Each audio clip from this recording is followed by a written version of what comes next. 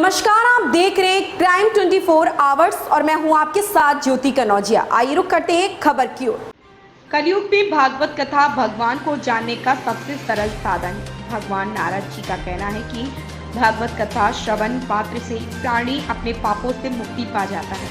इसके लिए जरूरी है कि वह मन में या पश्चाताप कर ले कि वह फिर से कभी पाप की ओर नहीं जाएगा।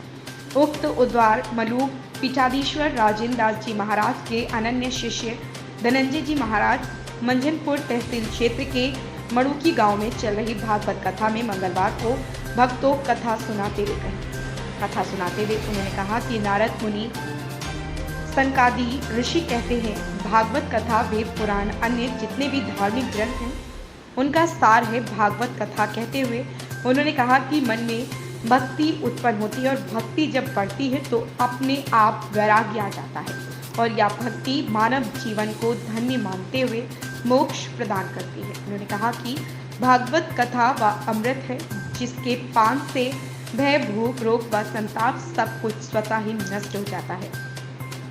उन्होंने कहा कि व्यक्ति को मन बुद्धि चित्त एकाग्र कर अपने आप को ईश्वर के चरणों में समर्पित करते हुए भागवत कथा को ध्यानपूर्वक सुनना चाहिए।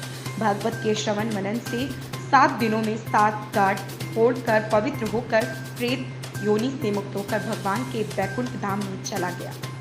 भागवत कथा के तीसरे दिन राजा परीक्षित जी महाराज की कथा सुनाई गई, जिसमें उन्होंने बताया कि कलयुग के प्रभाव से उनका यश का नाश हो गया। वह सोचने लगे कि उन्हें जीवन त्याग देना चाहिए।